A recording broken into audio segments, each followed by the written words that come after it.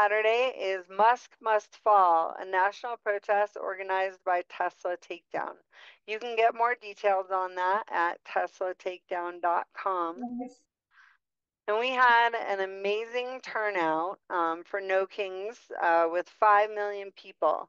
And if you're looking for the next steps you can take right now, go to nokings.org/next.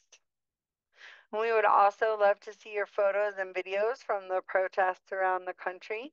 You can upload those here and we'll share some of them on social media. And I believe Morgan has a few updates as well. Oh, Morgan, you're muted. I could have sworn I unmuted myself. All right. Thank you, Tiffany. That was a great introduction. I've got a couple of updates. First, I want to say welcome to everybody who's here not from Colorado. I feel like we have been doing a lot of Colorado heavy stuff, and it's time to include some other things as well. The Colorado stuff that I'm going to start with is I was on a phone call last night with the Colorado Democratic Party. Many of you have asked, we are not directly connected with the party. We try and keep up with what's going on. They introduced a new initiative called a Stronger Colorado, which involves heavy reliance on AOC's app called Reach. Um, they showed us how to use it, how to set it up. It is an improvement over the voter file minivan app that they have been using. It has a lot of interesting things that are meant to increase engagement and bring in younger people. With that being said, I did not hear a whole lot about resistance, obstruction, um, and fighting the administration. So from that perspective, I am a little bit disappointed, but I will pass more on when I get more information. So that's what I've got from the Colorado Democratic Party. And now I'm going to move into things that are a little more tailored towards everybody nationally, specifically little Easter eggs that are hidden in the big, beautiful bill that is supposed to be passing through on these big omnibus spending bills that can't be filibustered. They invariably get lots of things added to them that kind of can be hidden and go under people's radar that might be objectionable. So the first one is the CAFE standards. If you are not familiar with them, they stand for the Corporate Auto Fuel Economy Standards. These are the minimum fuel economies that corporation car companies are required, and it's an average across their fleet. So BMW had a problem. They had all of these really big gas guzzling, powerful sports cars. So they bought Mini so that their numbers would look better because they had all of these really small fuel economy cars. This is one of the things that Doge and the administration wanted to do away with. It is an act of Congress that set them up, so they can't completely make them disappear. Here's the catch, because in the budget, there are certain things that you can do.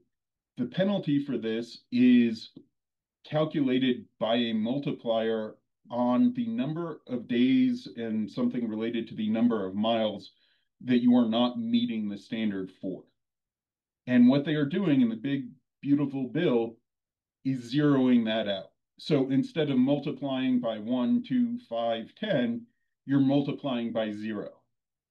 For those of you who have trouble with math, when you multiply by 0, your penalty is now 0. So there would be nothing to stop them from blowing these standards away. And this is the biggest control on carbon emissions coming out of cars that has ever existed. And it has been this way for years and years and years, and they are trying to do away with it. In addition to that, the same bill has some major changes to student loans.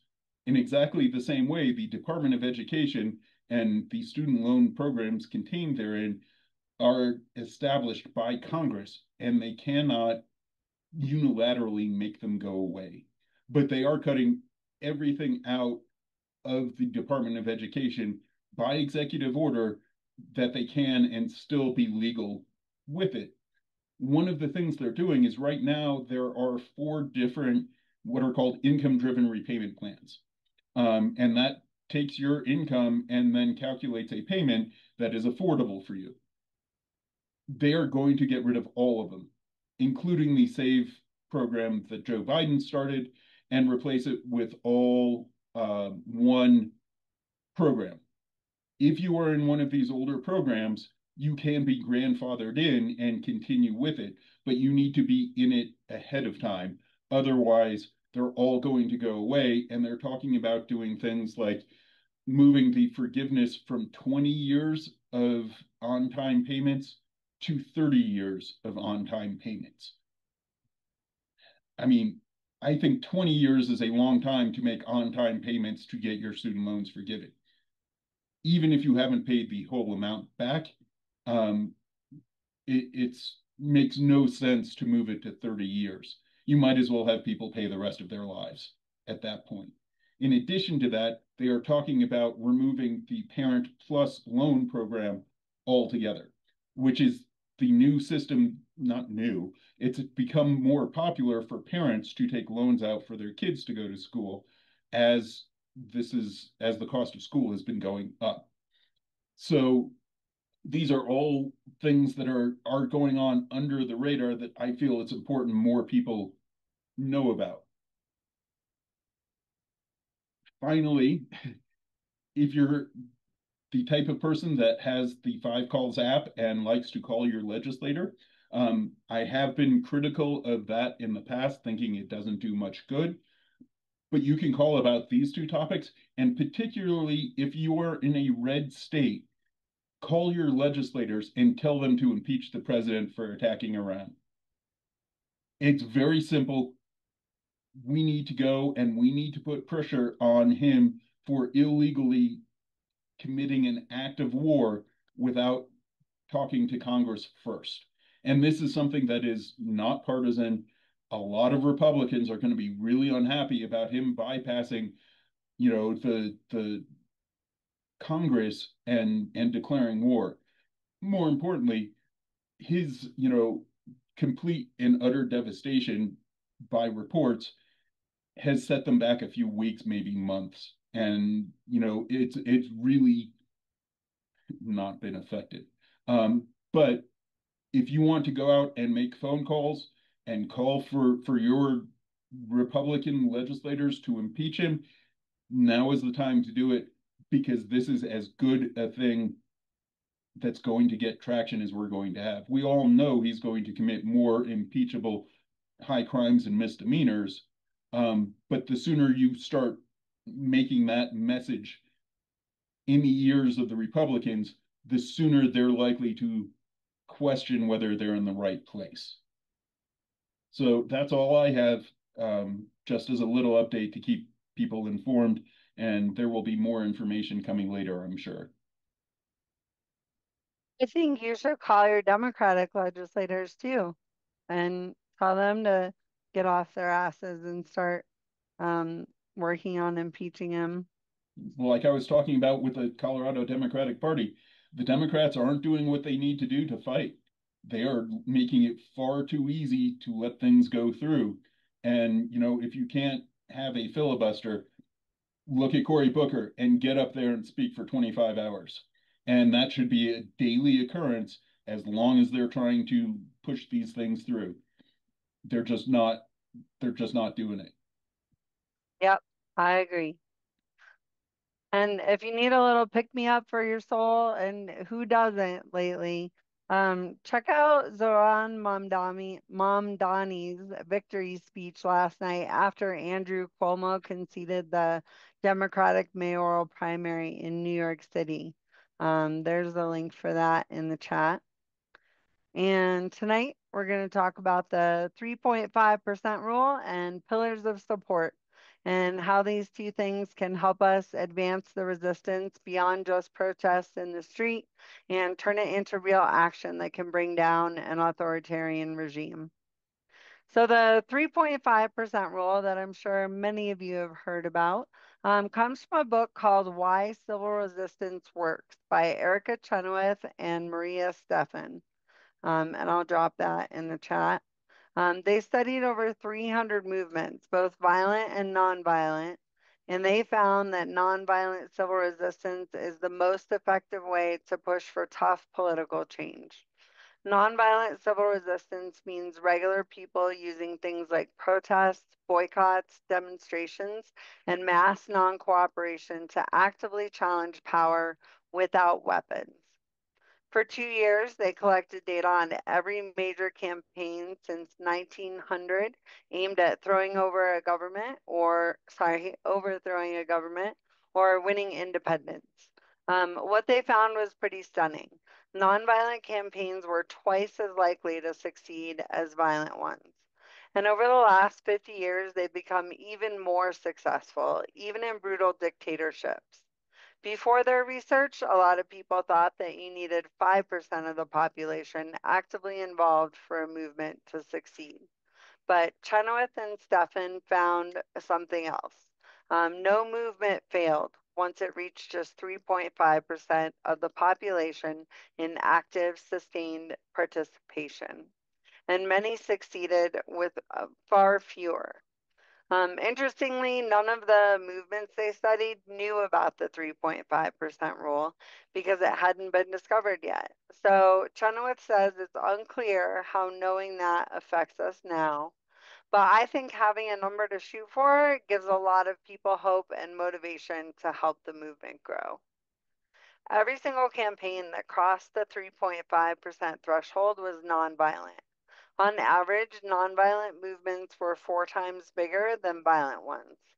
They also tended to be more diverse across gender, race, age, political background, class, and whether people lived in cities or rural areas.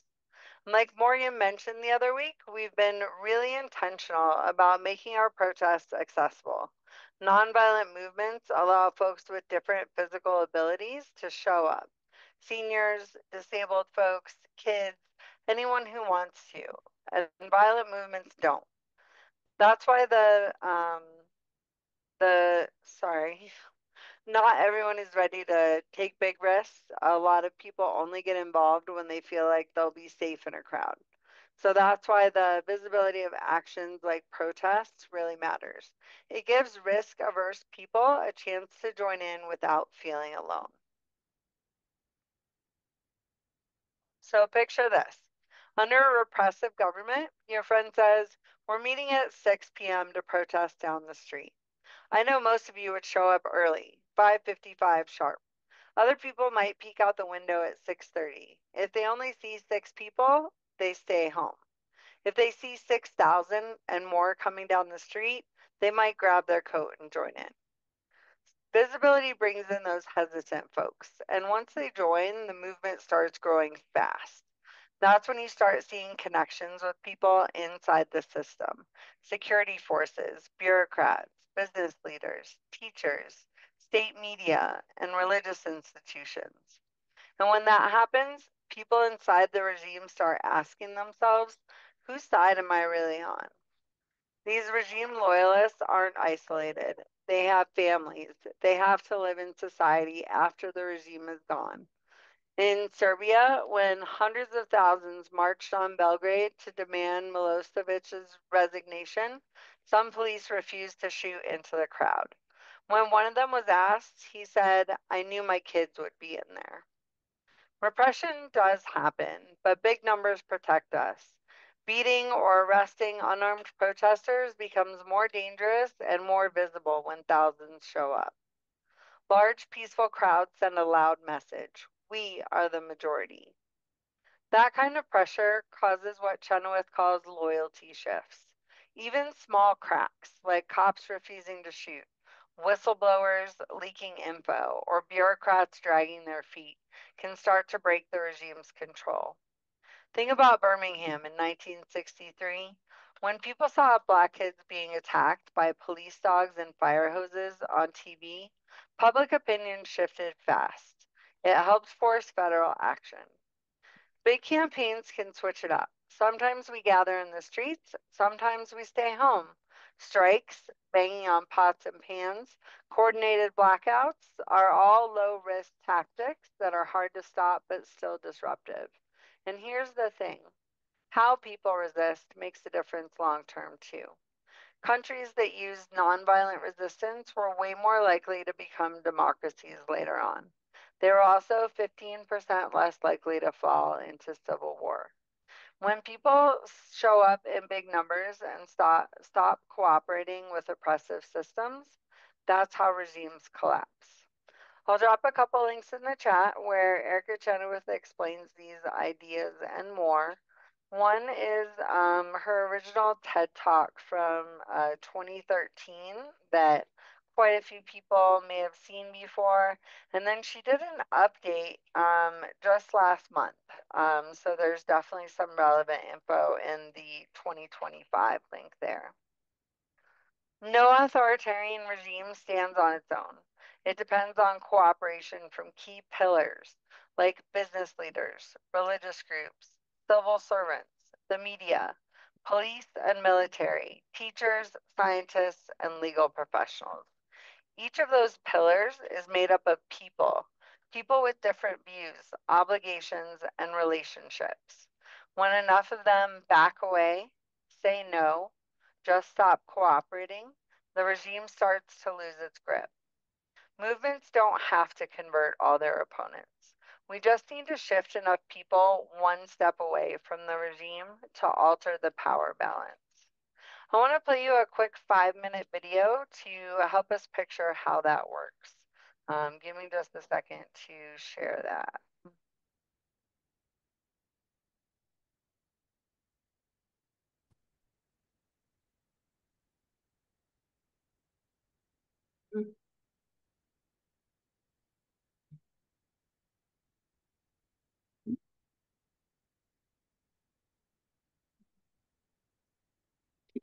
I'm going to start the video. If you can't hear it, please let me know.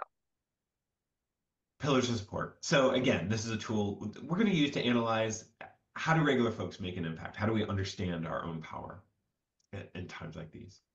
So the first place to start is just remind ourselves about how we traditionally view power. So most of us, if you think about power, it's like at a pyramid. There's a bunch of people at the top, a few people at the top who have a ton of power, and they tell everybody else what to do. The principal in a school tells teachers what to do, and then they tell students what to do, and it sort of flows in that direction. Or a president tells everybody what to do, and it kind of flows in that direction.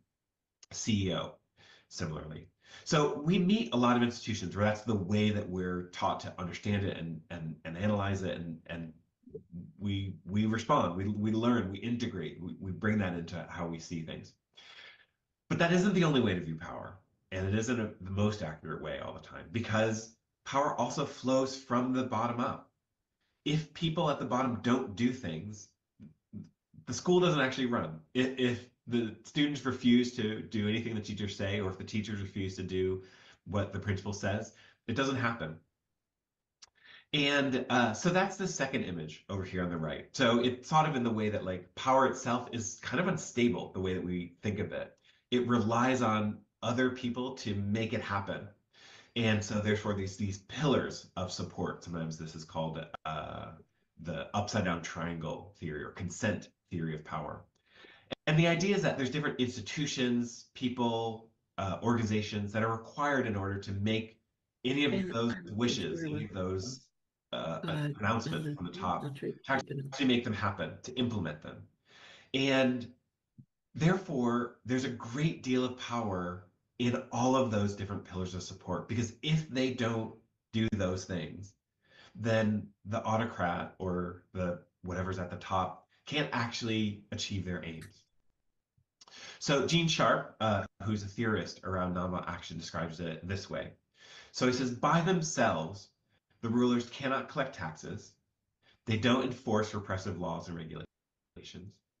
They don't keep trains running on time. They don't prepare national budgets, direct traffic, manage ports, print money, repair roads. They don't keep markets supplied with food. They don't make steel. They don't build rockets. They don't train the police and the army. They don't issue postage stamps. They don't even milk a cow. People provide these services to the ruler through a variety of organizations and institutions. And so if people would stop providing these skills, then the ruler could not rule.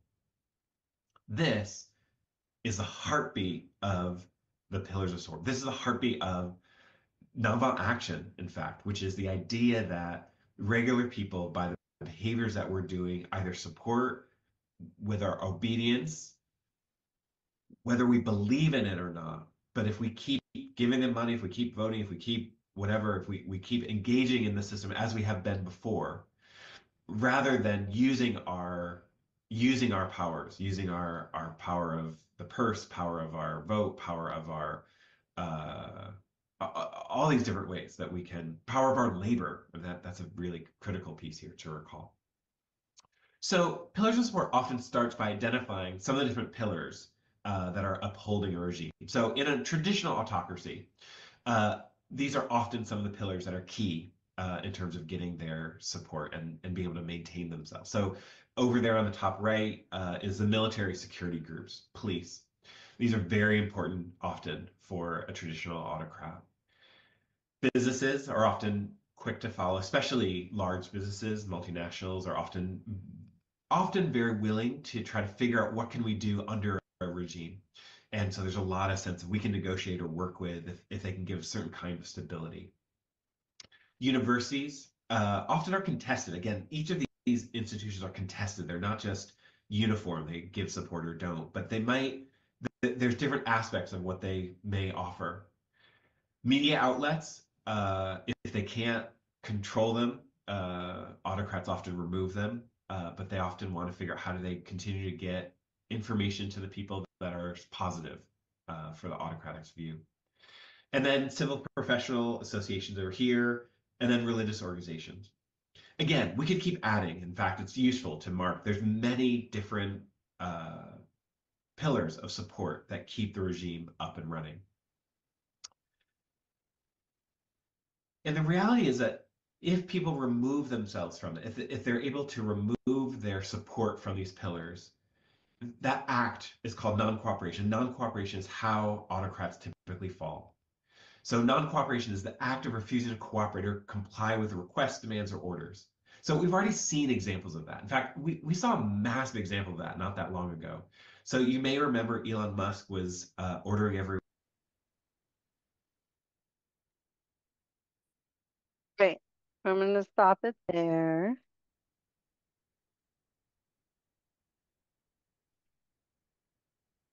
One second to get my screen back. All right. I want to go over a lot of the other info or some of it that's in that video, but we're going to do it in a condensed format. Like he was saying, non-cooperation can take a lot of different forms. It can be strikes, small or large scale, boycotts or boycotts, mass sell-offs like people dumping Tesla stocks, or shareholder actions like voting against anti-DEI proposals. And we've already seen examples like he was going to go into when Elon Musk emailed thousands of federal workers demanding that they reply each week with 5 things that they did. He tweeted that they'd be fired if they didn't respond.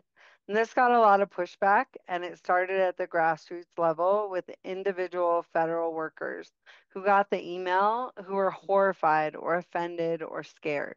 They started texting and chatting with each other in Signal about what should we do. Some people came up with creative strategies like, I'll just make it all confidential. So, number 1, redacted. Number 2, redacted. Number 3, redacted. Number 4, redacted. Number 5, redacted. Hit send. Others just said, he's not our boss. We don't owe him anything. So they refused to respond.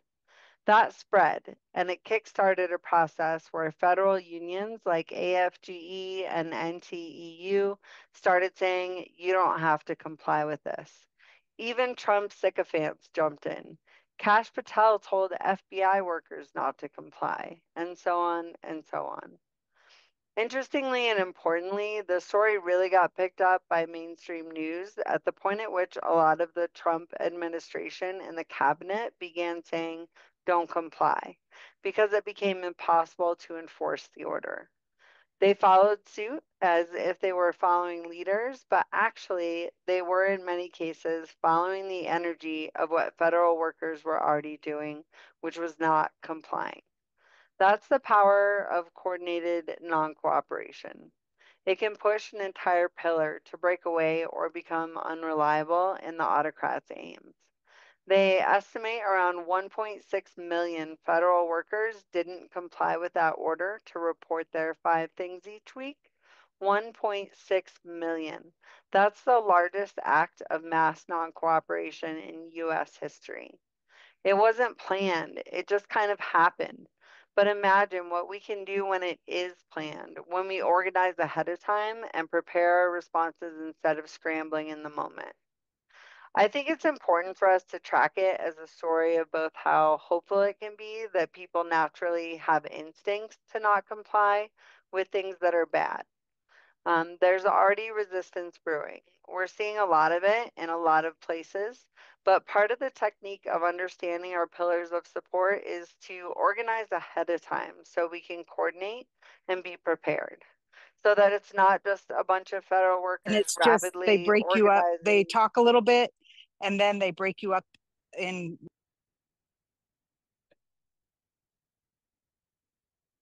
Please try to keep yourselves muted. Basically, we want to make sure that it's not just organizing in real time, but we want to be able to respond in prepared and planned ways. There are lots of other examples of mass non-compliance in that video that we just watched, so I'll drop that link in the chat here for you. And let me share a few signs of hope. The crowd counting consortium found that there were thousands of protests even in early 2025. They were measuring just between January and March. And then there were another 3,800 protests that happened just between the hands off and No Kings protests. And this reflects a huge amount of growing civic engagement. We're seeing signs of a movement that's growing and getting ready to scale up to general strikes and mass civil resistance. Signs of non-cooperation are also emerging, including consumer activism like sellbacks and boycotts, labor organizing and strike threats, mutual aid, community support, and grassroots organizing. History shows that mass movements are key to defending democracy, expanding civil rights, and holding leaders accountable. Every time democracy grew in this country, abolition, voting rights, labor rights, civil rights, reproductive rights, environmental protections, it was powered by mass action. There was a decade of mass civil disobedience that came before the Declaration of Independence. History has shown us that people can resist authoritarianism and they can win. All over the world, we've seen it happen. We have the tools, and now it's time to use them. Let's start by identifying pillars of support and determining which ones we have relationships with. The bigger the movement, the more connections and relationships we'll have, and the more influence we can build to make those pillars start to defect. So just to go into that a little bit more in detail, what I want to talk about in a very focused discussion are what pillars of support can you think of?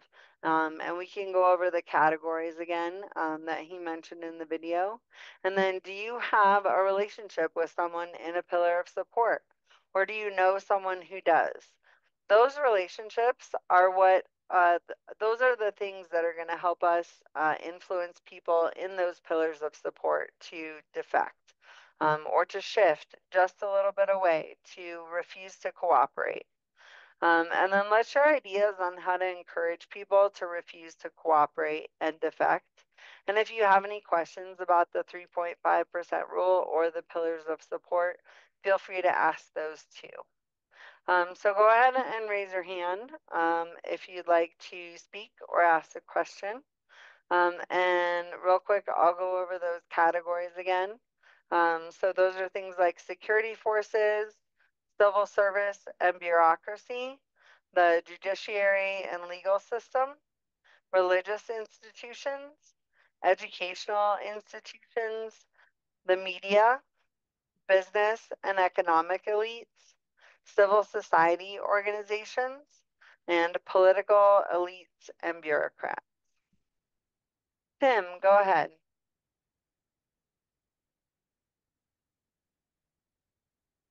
Tim, you're muted. Oh, sorry, I hit it by accident. Oh, okay. Morgan? Sure. I just wanted to add a little context to this in a couple of different ways. The first is as part of our protest discussions, there are groups that have wildly uh, different views and particularly opinions of the police and whether we should be working with them, whether we should be getting permits, whether they should be blocking roads for us. My point is, regardless of what you think about the police, if we get the number of people that we need and we go marching up to the White House and demand resignations, if the police and the military are supporting as a pillar of support the administration, they are going to point their guns at us and shoot us. If they are not one of the pillars of support and we are able to convince them that this is the right side of history, they will put their guns down and step aside and let the people do what needs to happen to make this better. In exactly the same way that if you look at the pillars of support, we've been having a discussion in the chat about impeachment. Well, why hasn't he been impeached yet? Because he has pillars of support in the legislature and he has pillars of support in the judiciary. And if those pillars of support turn, then he's not going to be able to stay in power and do the things that people don't like. Somebody was mentioning a general strike as well. A general strike is something that has never happened in this country, or at least never happened in recent memory. But like all strikes, you need a union that's unifying everybody.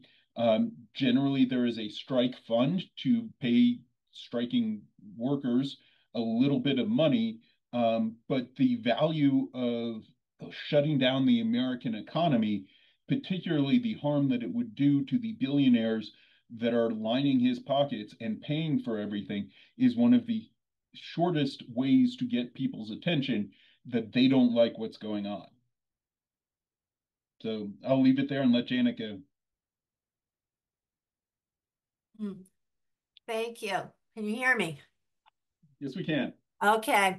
I have a pillar of support that I don't know if anybody's considered yet. We are in the 250th anniversary of the Declaration of Independence coming up. I am from Massachusetts, and here in Massachusetts, we're in the midst of it.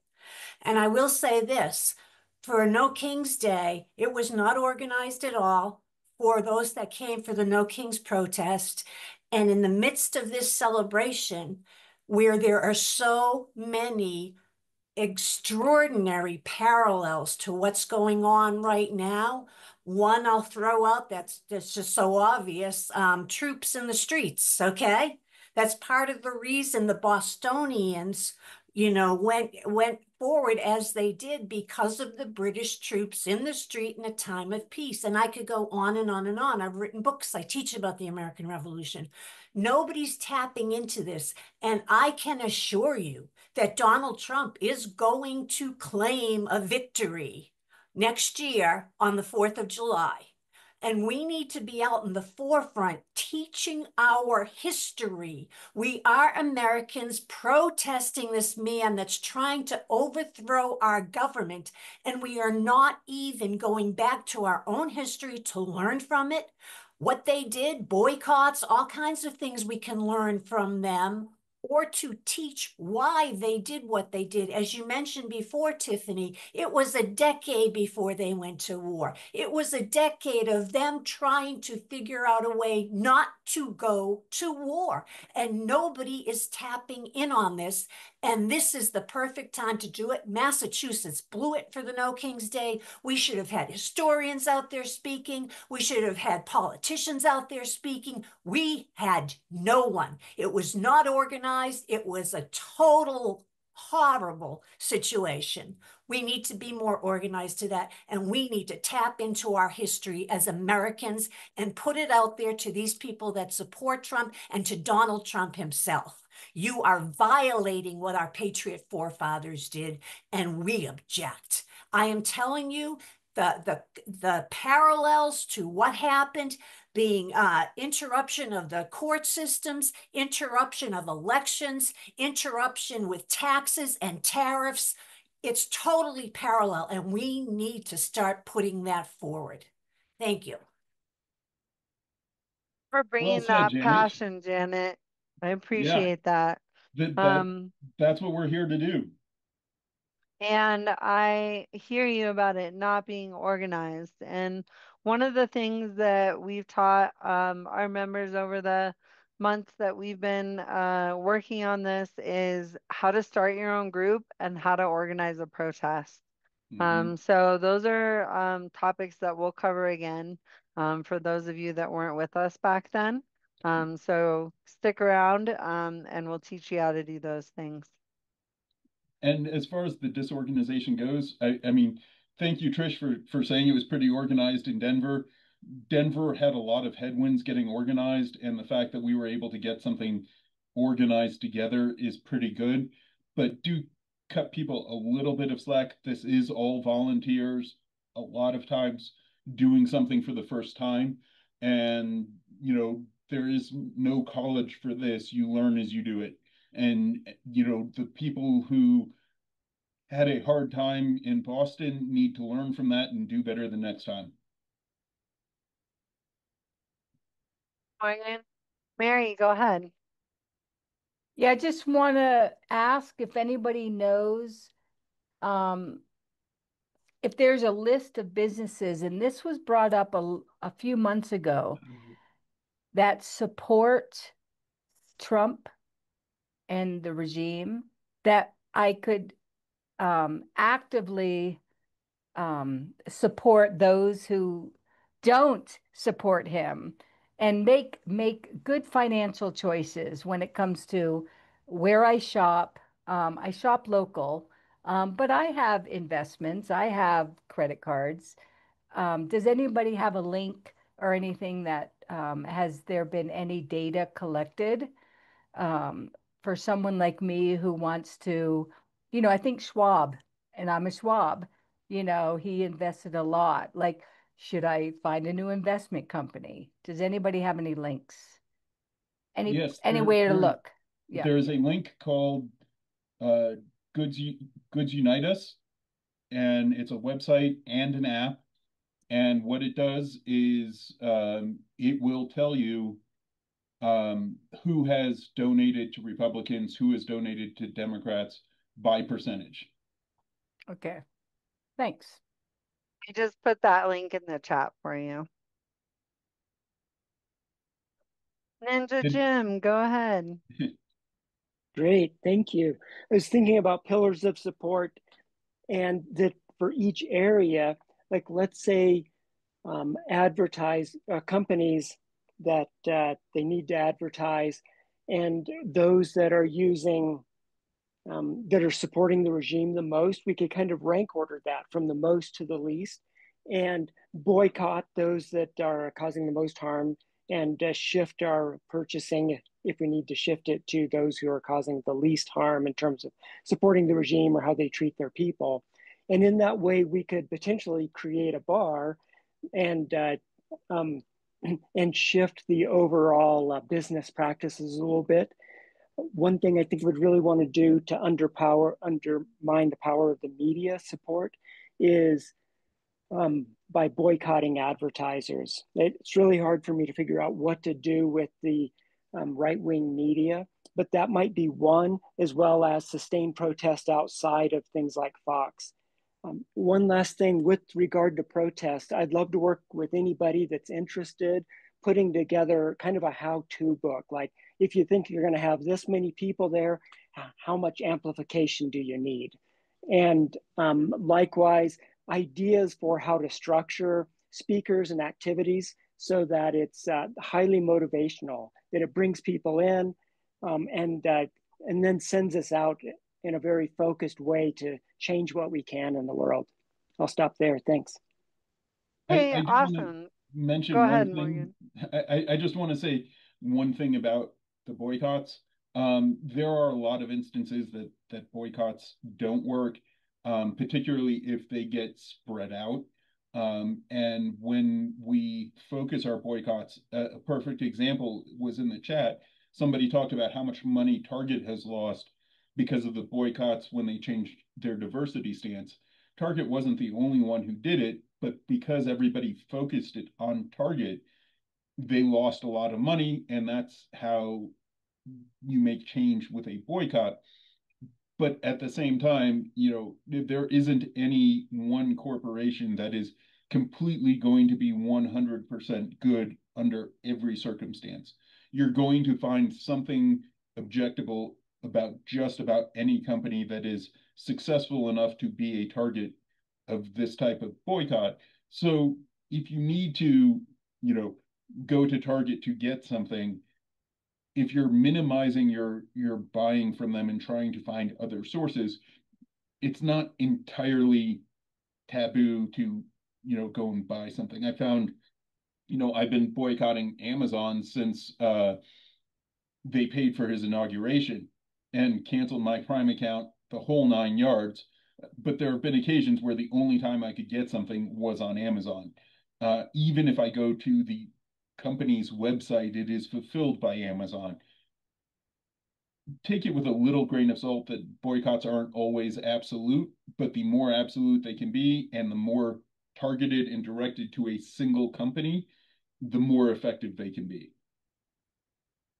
Go ahead. Social media. Oh, sorry. I was just going to say real quick, social media is a great tool that we have now to target specific companies or specific advertisers. And if you are boycotting an advertiser, let the channels or the podcast or wherever are hearing of those advertisements, let them know that you're boycotting that advertiser. Jim, go ahead. Thank you. I took great heart from seeing all of the soldiers marching out of step at Donald Trump's birthday parade. Frankly, one of the most ominous threats I see from Donald Trump is his tendency towards politicizing the senior leadership of the military, which is sort of, since the days of George Washington, been a nonpartisan force politically. Is there any outreach being done to active duty military? I'm not suggesting that they would show up at protests in uniform or anything like that, but if there are any such groups, I would be interested to know. I'll throw my email out there on the chat if anybody has any leads on that. Thank you. Thanks, Jim. Morgan, do you know of anyone doing outreach specifically? I'm sorry. Go ahead. No. So I know that trying to reach veterans has been, just like the accessibility, something that we have been reaching out to do. I know there is an organization of veterans that are against Trump, and the name is slipping my mind at the moment. I will see if I can I can find it, and I'll put it in the chat.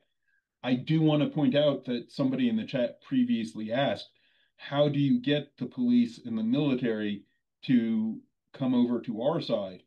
That's a perfect example. That is, exactly the type of resistance to the administration that people are talking about that we need to have. And if the people in the military are feeling that they need to go and make their displeasure known, it will lead them eventually to our side. And they're not going to necessarily be able to speak out and show up at protests.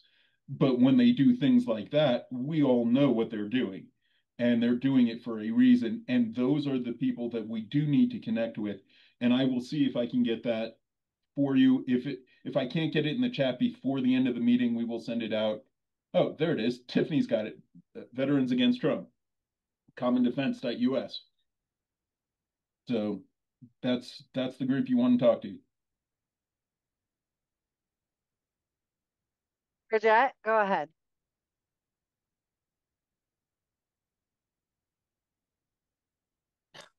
Sometimes I can't get it to unmute. Okay.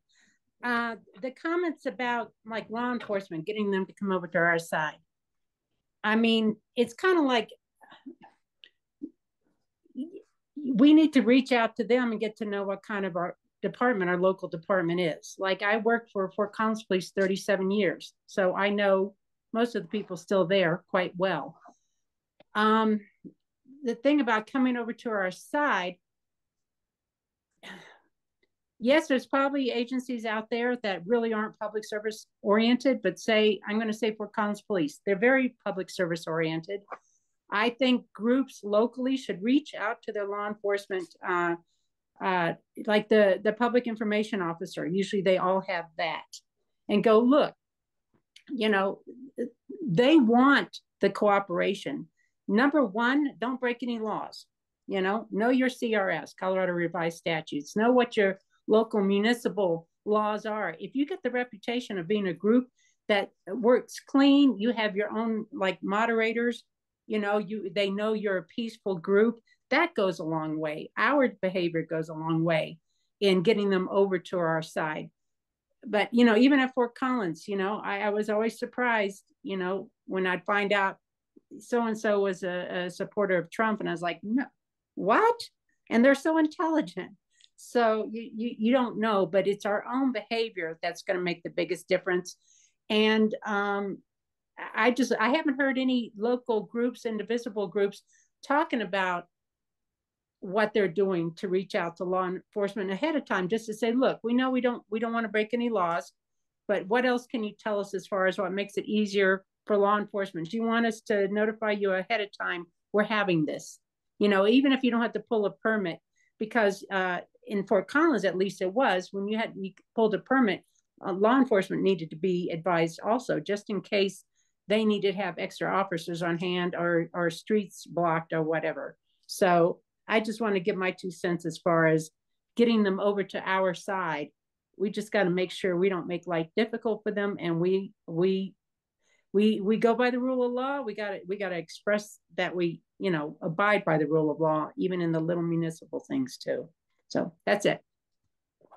I really appreciate that. That is a valuable insight that I didn't have. So thank you for that. When we coordinate our protests in Denver, we always coordinate with the police. And we have, I'm not sure what the number of peacekeepers was or safety marshals at our last event, but we always have plenty. But we definitely want to coordinate with police in case they need to block off streets or have other officers on staff just in case. We want to work in a friendly way with them. And when people are saying bring them over to our side, it's not so much as, converting people, whether it's police or military or judges. It's just getting them to shift just a little bit to the side, just like the soldiers marched just a little bit out of step. Those little shifts are what put the cracks in these pillars of support. And that's what pulls down the regime. Mm-hmm. Does anyone else have any questions? We can also open it up and talk about other topics.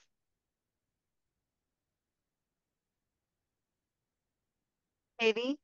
Hi, I am in Douglas County, and if you guys aren't aware, they stop the home rule thing.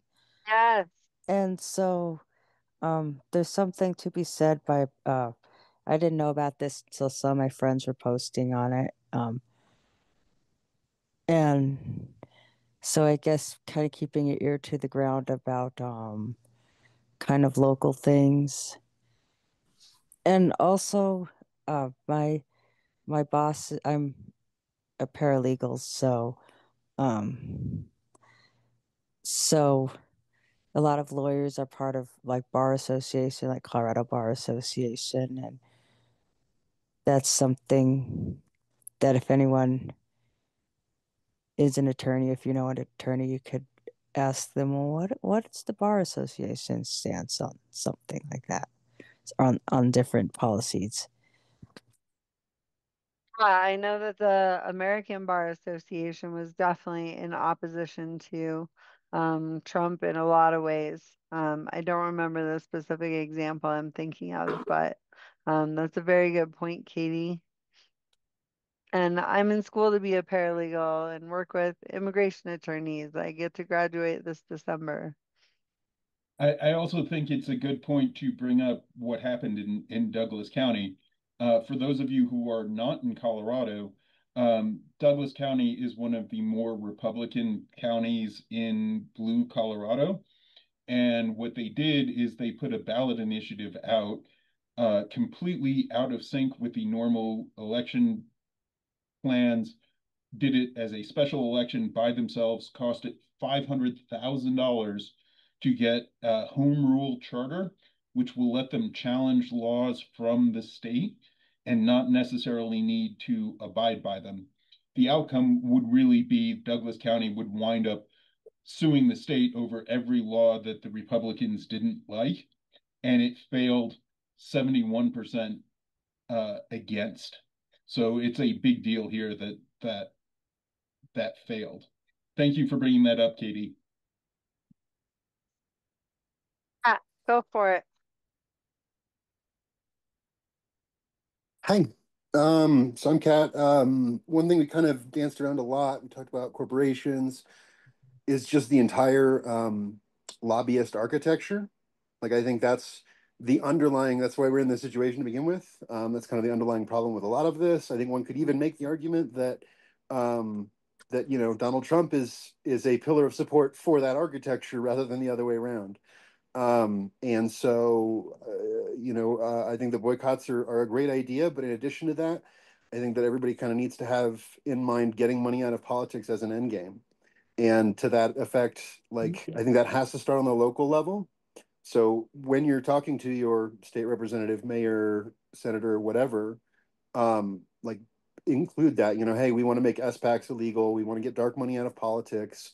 It's important that the people who are making these decisions on our behalf don't have competing incentives, that their incentive is to serve the people they represent and not to make money by serving some lobby or SPAC or whatever it may be. Absolutely.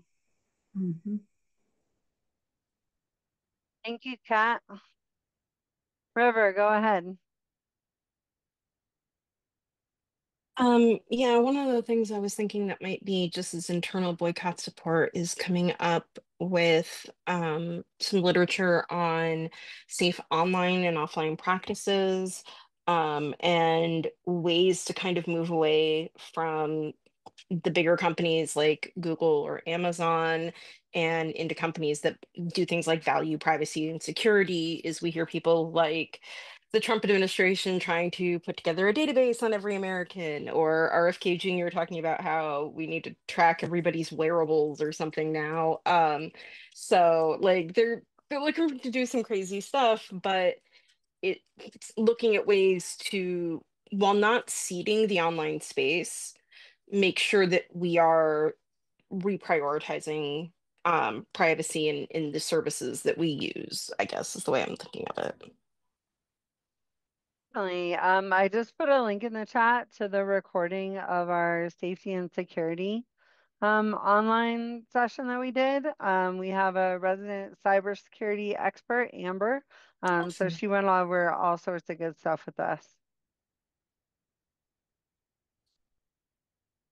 Elle, go ahead. Hi. Sorry I don't have my video.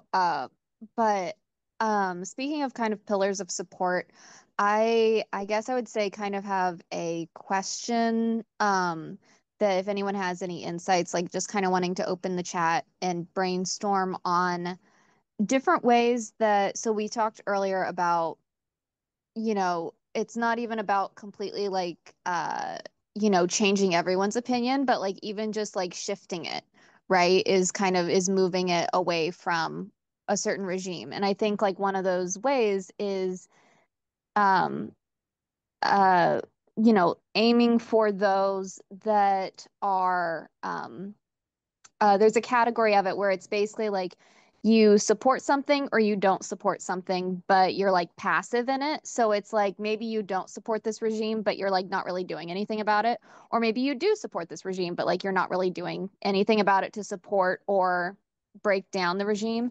And like, how do we get those that I guess I would say like are the moderates, like getting them active or getting them to kind of see what's going on. Now, whether that is just like letting them be and or like let a couple thoughts come to mind. So one is when you're talking about, the visibility of a protest and, they want to join in. Another one would be, maybe just like letting them be and like if they aren't even aware that the stove is hot, then okay, well we kind of tried to warn them and they weren't really listening, and now they touch the stove is hot, and then at least they'll know that we're a resource on like what to do.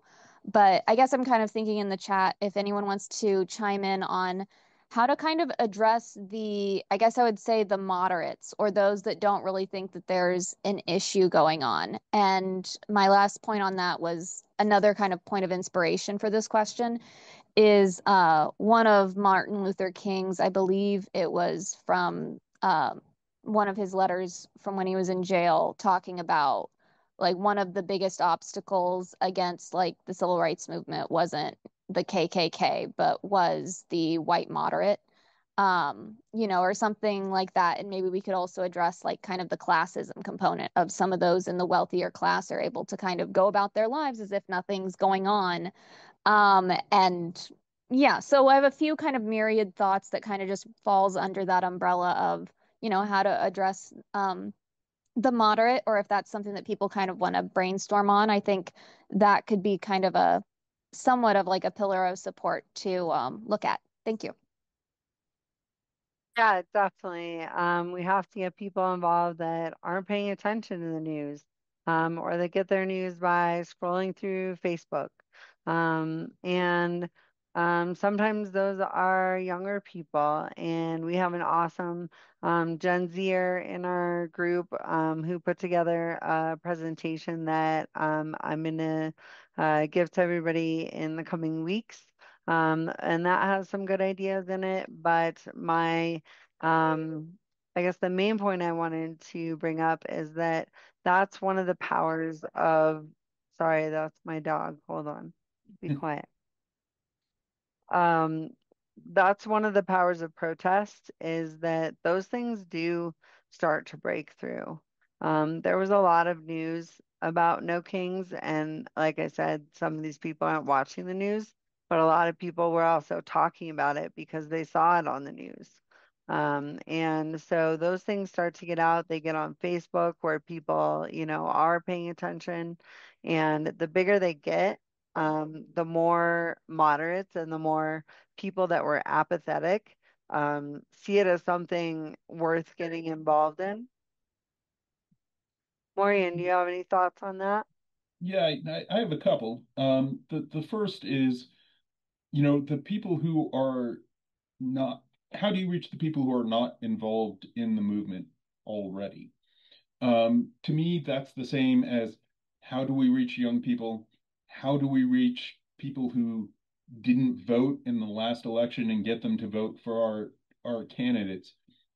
And it's a little bit complicated. The short version for me is you go to them, you figure out where they are, and you bring the message to them and have a presentation that brings buy-in, because a lot of times either they are, deliberately ignoring politics. I mean, like, a lot of young people don't watch the news. They don't watch TV at all. And the only place that they're getting news from is TikTok and podcasts. And if we're not in the space where they are, they'll never hear our message and come over.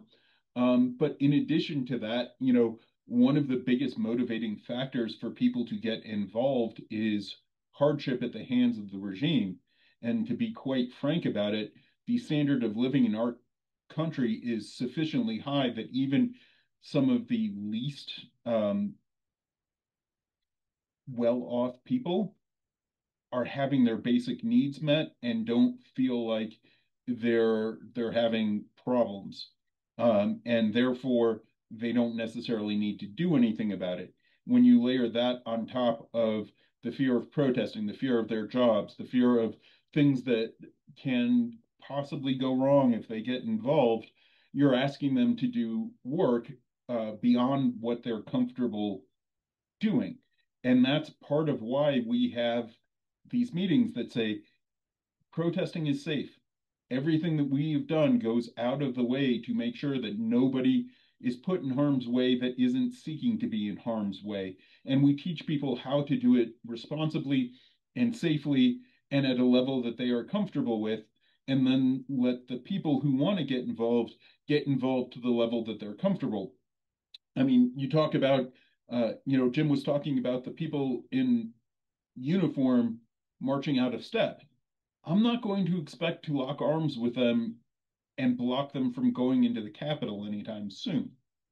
But they are resisting in the way that they can and that they feel comfortable with.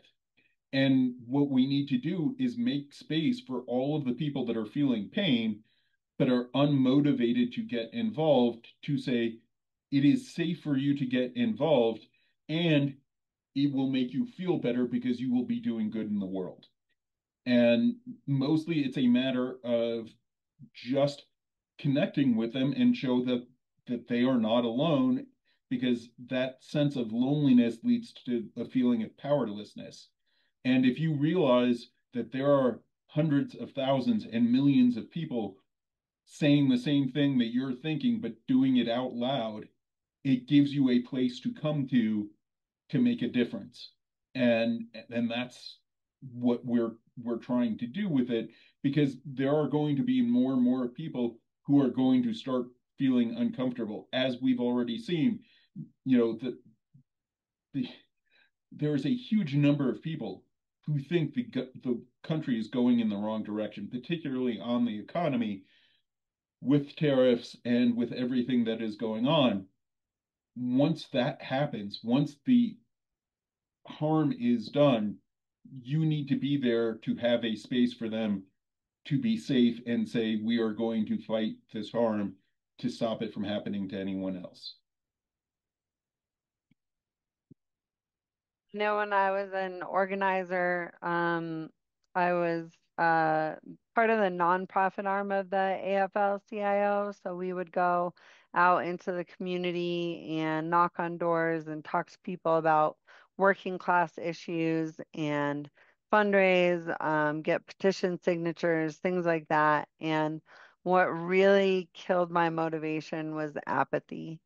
I would rather someone passionately tell me to get the fuck off their porch than to just say, well, I don't care about this. And so the one thing we need to do is to not let that get us down. To know that those people will eventually feel some kind of pain in their life that will help wake them up. Unfortunately, things in our country are going to get worse before they get better. And so as more and more people are affected by those things, they might start looking for the source of that trouble. And in the United States of America, that usually defaults to the president when gas prices go up, when grocery prices go up. And everyone starts to notice those things. Trump is underwater, meaning he's got less than 50% support on every metric that I've seen. If anyone knows of other numbers, please correct me. But as far as I know, he has less than 50% support in this country on every single issue, including his overall jobs performance.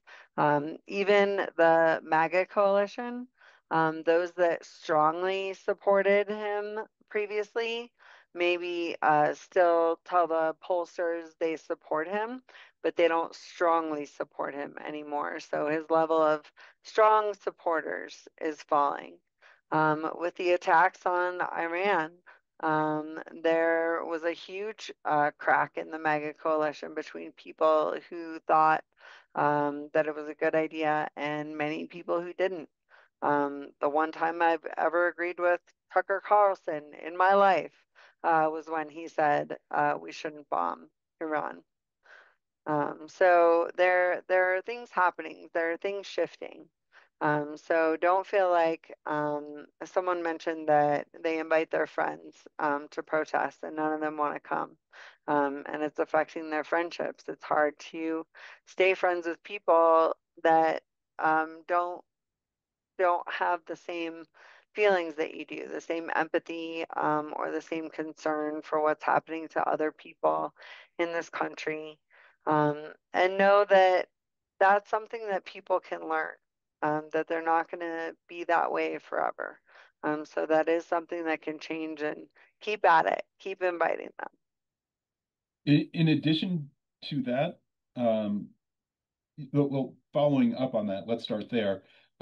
Once these people start to engage, and once more and more people realize the things that are going on, and once the movement builds enough, people will want to become part of the movement as a social construction. It's where they will find like-minded people. It's where they will find community. It's where they will feel safe. And, this is where people will come instead of, going to a coffee shop or going to a bar. They will want to become part of the movement because that's what everybody is doing. But in addition to that, there are going to be people we are not going to be able to reach. There are going to be people, no matter what you do, you're not going to get them off the couch and in the streets because they are too comfortable and don't feel like they need to do something for the good of everyone. That's what the 3.5% rule is all about. We don't need everybody to come out, but the more people who come out will make it easier for more people to want to come out. And that's how we'll wind up building a bigger movement. So it doesn't need to be getting everybody off the couch. We just need to get enough people off the couch. Great point. Tim, go ahead. Oh, yeah. I just want to comment on that real quick, too, that the 3.5%, people talk about it as a rule, but I've read the papers and it's a descriptive statistic is the fancy technical term for it. In other words, you have to have at least 3.5%. If we could get to 5, that would be pretty crazy. The original Earth Day, by the way, was 10%. So thanks. Oh, wow. And I know Oh, sorry. I was just going to say I've actually read the book that Erica Chenoweth and Maria Steffen wrote, where the rule originated, or it is, you're right, it's just a statistic based on their data. But what they found was that every movement that had at least 3.5% was successful. And a lot of the movements had even less than 3.5%, and they were successful. So it's definitely doable. With 5 million people, we're almost halfway there already. Yeah. And it's one of these, correlation does not necessarily imply causation. Just because they found that every movement had 3.5% or more doesn't mean that our magic number is 3.5%. It is a guideline and a goal that people are talking about that demonstrates this idea that you don't necessarily need to get everybody on board. You just need to get enough people on board. And what that number actually is, or whether that was a scientifically valid study, if the correlation is there and they're just describing it, it doesn't mean necessarily that it will or will not apply to our group. But what it does say is that, excuse me, I have the hiccups. You don't need everybody to be here. You don't need 90%. You don't need 75%. You don't even need 50% Indeed. to make important change. And that's really the value of what that is. The actual number isn't a rule, isn't a law. If we get to 3.5%, everything isn't going to magically be fine. We're still going to have to do the work. So, I keep a little perspective on it, but if we're that close to it, that much the better. I think was Rebecca next or Ninja Jim? Rebecca. Hi, everyone. I'm on my phone and I don't know how to activate my video, so my apologies. Okay. Thank you. I'm enjoying this conversation, and just speaking on inclusivity and building the coalition. I ran into an issue when I posted about the Good Trouble protest coming up in July. And I got some responses that were really interesting and kind of pointed me to the idea that we need to do our own work around inclusivity and racism and those kinds of things. Because I was getting some comments, I got a couple of comments. One was, I don't know who John Lewis was. And somebody said that's not very inspiring. Another comment said we should have protests that kind of like average people or normal people can relate to.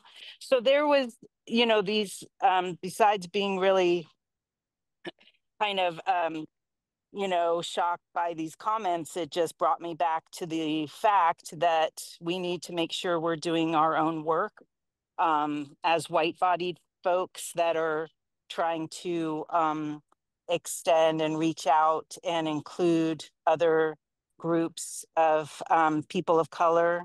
And it was just obvious that we haven't all done that work, which is understandable. And so I guess I would just like to make sure that we speak to that and keep that spirit alive in our movement and in the opposition. If we want to welcome other folks into the movement, we need to really understand, just understand what we're doing in that way, and be able to be welcoming and fully welcoming to folks. Thank you, Rebecca. I really appreciate that. And I'm sorry that you had to see those comments. That is not, I don't want to say surprising. It's a little surprising, but I definitely see what you're saying. I actually finally got in touch with someone from Surge, which is Standing Up for Racial Justice. And they're a group that organizes white people to stand up for people of color, and teaches people, what we can do with that privilege that we're born with. So they're going to come talk to our group on July 2nd, if I remember right. Don't quote me on that, but I will put that in the email tomorrow.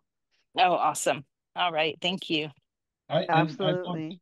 I also want to follow up that exactly that kind of outreach to all of the groups who need to be involved is actually very difficult. And some of those specific groups we have been reaching out to, and it's not always easy to connect. That's part of why we're focusing on accessibility. We want to include as many people as we can, as many groups, particularly underrepresented groups, as we can. And it's not always easy, but when you talk about who is John Lewis and people not knowing who he was, I mean, he's one of the most inspiring civil rights leaders I can imagine. We need to tell that story, and we need to let people know why we're doing the things that we do. every protest, every event has a theme, and there's a reason for it. And we are touching on all of the topics that are important. And so I certainly agree with you, and I hear what you're saying. And at least from my perspective, that's work that needs to keep doing, and we're going to keep doing it because we want to bring everybody in. Yeah, yeah. And it's understandable, we have young people in our movement too that, may not be aware. And so, yeah, just bringing everyone in and educating everyone and make sure we're, sharing that info. So, yeah, But thank you all. if we're going to have another event on Good Trouble Day, I'm going to push that we have somebody get up and tell the story of Good Trouble so that people know it. I think that's a great idea. And yes, we are having an event on July 17th, which is where the John Lewis theme comes from. That's the anniversary of the date that he passed away. Mhm. Yeah. Thank you, guys. Thanks, Rebecca. Oh, Jim, your hand disappeared. Did you want to say something else? Yes, I very much appreciated what you said, Rebecca, about doing our own work. And I noticed that in your name, it indicates that you're a somatic experiencing practitioner, if I'm reading the acronym correctly. And I think one of the ways that we can be very effective is that we do our own work on the inside so that we're not speaking from a place of blame or vilification or anger. And if we speak from blame and anger and such, we might be raising 1 or 2% that are on the right and have very different views who might put their energy to keeping us from being successful. Who knows? Maybe then we need 4.5%, 5.5% to counter that. So I think one of the ways that we can be effective is working with our own hearts and befriending as many people as we can. And I had great luck a couple of days ago, just walking around thanking all of the police that were keeping everybody safe at a protest. They were so glad, it seemed, just to be acknowledged that they were serving the community by being there at the protest. So stop with that. Thanks. Thank you for doing that, Jim. I think that's a great idea. And if even just a fraction of us that are at protest did that, that goes a long way to show that we can all be on the same side. Real quick, before I go to Julia, I just want to bring up what Sharon said in the chat. To take a page from other organizations whose goal is to recruit new members. So think of things like churches. What do? They help people that are in need. And we definitely try to have mutual aid at all of our protests. So for the No Kings protest, we actually, a whole bunch of us got there early and put together necessities kits with snacks and tampons and razors and other supplies that people just need on a daily basis to hand out to all of the unhoused folks that we were displacing out of the park where they usually spend their day. So those are definitely really important things that we can all do to help bring more people into the movement. And just because we have empathy, we understand that people need things that sometimes we have and we can give those things. Julia, go ahead. Hi, thanks. Good meeting. And this is my first, so not my first protest, but my first meeting. Well, so yes, thank you. One is the 3.5 rule. Is that a collective number? Because we've had over 3.5% collectively in the mass protests since the inauguration. Are we saying that for one protest nationwide, it needs to be 3.5? What the number, the statistic means is it needs to be 3.5% of the population are consistently engaged in the resistance. So it does mean like 3.5% at a single event across the country on a single day, I should say. And that has to happen over and over. So yeah. Okay, that's helpful. I also have a question about the in the protests I've attended in Denver. There are primarily young people, primarily young men, all dressed in black with black masks. Who are they? You want me to answer this? Yeah, go ahead. I mean, they could be different people, but yeah, some of them are the Party for Socialism and Liberation, if you want to expand on that, Morgan. Sure. There are a lot of people who come to protest, and a lot of them come for different reasons. PSL is one of them. Black Bloc is the main one that you're going to see people completely dressed in black, head to toe, usually with helmets, ski goggles, bandanas over their masks, their faces. They are very concerned about concealing their identity, and they are one of the more radical elements in the protest movement. They are the ones in the past that have led to problems in other places like Seattle and St. Louis and places where there have been confrontations with police. At the same time, there are going to be people at the protests who are, pushing their level of comfort simply being there. And it's just one end of the spectrum. But those people, if they are coming to our protest, are committed to being nonviolent, unless it's self-defense, basically. So they are a group of people who have a specific ideology that, are welcome as long as they are not violent. So All right. I mean, I thought that as much. I just wanted to clarify. It was over 90 degrees and they're dressed all in black, including masks and all. And I thought, poor them, because it was hot. It's kind of a social uniform that shows where they are and where they're coming from and what they belong to. Okay, and then I have just a comment. I listened to a wonderful video about from a young woman who was raised in a cult, and she compared the MAGA group to cult people, and I think that that's probably pretty accurate for the base.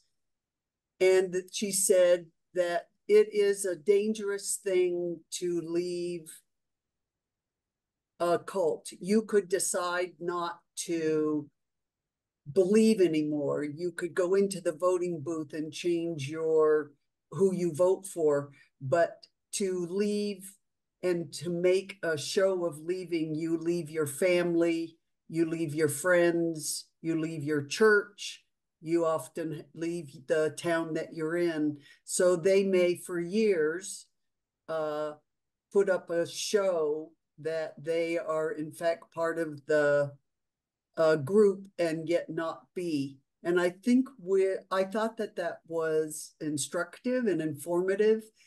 And I think that we will see in the midterms what that looks like for the Democrats, to see whether or not there will be people peeled away, but they haven't made their voices heard. And I also want us to be gracious in thought, word, and deed, because there are lots of reasons why people are left the Democratic Party, and lots of the reasons are justified.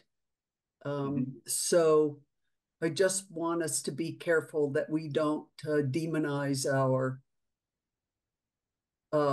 fellow travelers on this planet. One of the things we have been preaching from the very beginning is that we need everybody, including people leaving MAGA who are disillusioned, to have a safe space to come in our movement. And they may be diametrically opposed to the people who are in Black Bloc, but we need them all to get to the level that we need to do that. I've long been saying that Donald Trump has very specifically been using the tactics of a cult leader and an abuser to keep people in line and keep people in his movement. The reality is people feel they are going to lose everything that they hold sacred and everything that they know and give everything up when they leave a cult. It is all of their security, it is their social network, it is frequently their job, their spouse, their kids, all of those things you need to walk away from. And that is a big ask. And we need to be prepared to convince people to do that. And the easy way to do it is let them see it on their own by being harmed by what the administration is doing. Oh, I voted for him because I thought he was going to deport the people who are criminals, not my grandmother. And, things like that, when they cut Social Security and Medicaid, my parents are going to have to come live with me because they can't afford to pay their rent and go to see a doctor anymore. But that doesn't mean that we can't be proactive and find a way to deprogram people to bring them out. Rebecca, did you have something to say? Again, your hand is still up.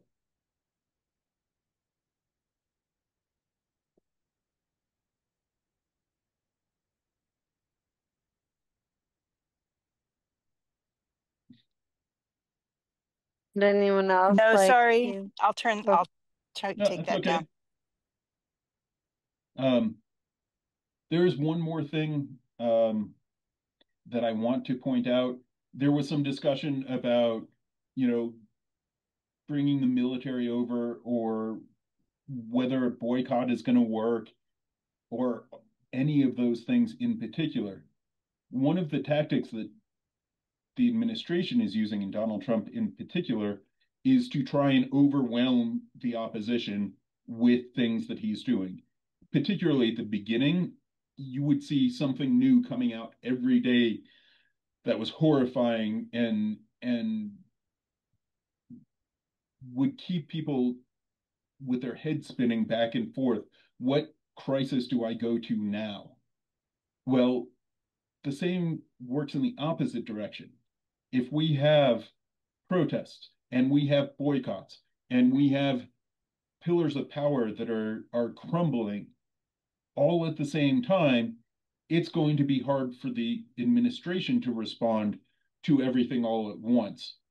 And it's going to make it easier to bring those pillars of power down from supporting them to supporting us. And so, keep in mind, just because boycotting Target doesn't put them out of business and doesn't necessarily change the policy of the regime, doesn't mean it's not doing any good, and doesn't mean it's not important to have all of these things going at the same time. The Tesla takedowns, the movements, all of it is important. So go ahead, Sarah. Well, it's a change of topic though. That's why I kind of took my hand down. So I don't know if it's good or not. Well, anyway, there's a really strong letter out there by Dr. Prue Lee, Prulee, that is really, really, really strong, and it just points out so many good things that I'm going to have to say it, the Democrat Party could be doing. And this is something maybe we can get behind and encourage them to do as well. In other words, it's take a stand for us as we're also standing. So just something, a lot of people are trying to say that it's Liz Cheney's letter, and it's not. She just posted it out there, and so they're trying to throw it onto her name. So it's Dr. Prue, Prulee. Pretty good letter. Looks like somebody just posted a link to it in the chat. Yep. It is an amazing letter, and it really I've read this before too. It really sums up my feeling about what the Democratic Party is doing. And I think in exactly the same way that they've missed the boat before, they are not rising to this occasion the way I feel is necessary. Agreed. Yeah, the only group that has a worse rating than Trump right now is the Democrats. I think their approval rating was at 21% the last time I checked. So the sad thing is that they are standing up there and saying, well, we can't do anything. We're not the party in power. The people need to get out there and do something about this. So they're putting it all on us. When we elected them to represent us and do something. I love that Cory Booker got up there and spoke for 25 hours and held a sit-in. Um, but I'm going to say that Cory Booker didn't show up to question some of Donald Trump's nominees. None of the Democrats did. It was really, really sad. So don't just put pressure on your Republican representatives. Put pressure on your Democratic representatives. There are things they can be doing. And you don't have to feel responsible for coming up with the ideas. That's their job. They have an entire staff to help them with things like that. And we are equal opportunity pressured people, right? If you're not doing the right thing, we're going to push you in the right direction. And yeah. The Democratic Party needs to look at what Mitch McConnell did when he wasn't in power and see what can happen from a well-organized resistance. Go ahead, Phil. This is a bit off topic, but do you guys have any experience with Indivisible's financial support at all? We've worked with it a little bit as far as getting reimbursed for social events. I know that they recently did like a matching thing with a $500 grant.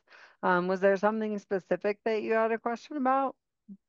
Uh, I was just trying to look into it some because I was recently made president of my Young Democrat chapter, so we're trying to fundraise, and we're thinking about making an indivisible group that could Okay. I get some love more that idea. members. Yeah, they definitely give you some opportunities to fundraise. They can also help you fundraise so that you don't have to set up a nonprofit. You basically fundraise through them, and then they pay all of the fees because the Act Blue charges you the same fees that like a credit card would. A credit card, if you were running someone's credit card, they charge about 3%. And I think Act Blue is around the same range. But Indivisible will pay all those fees. So I'm going to put my email in the chat and I can send you all of those links. And I'll actually see if I can just put them in the email for everybody tomorrow. All right. And for the sake of full disclosure, we are an indivisible group, and we do work with them. If you're asking where does Indivisible get their money from, I don't know because I am not that closely related to the national organization. Tiffany does most of that, but I don't have I can't tell you who their big donors are, if that's what you're asking. Yeah. No, It's a lot of grassroots donations for them, just like it is with us. Having said that, I'm going to drop our donation link in the chat again. yeah. We were just having some trouble with Act Blue. One of our old fundraisers ideas just kind of fell through because Act Blue, something was going on with it. So we're trying to find Okay. some way to do that. All right. Thanks. Yeah, definitely email me and we can trade ideas and then I'll try to put some information in the email for everybody tomorrow. All right.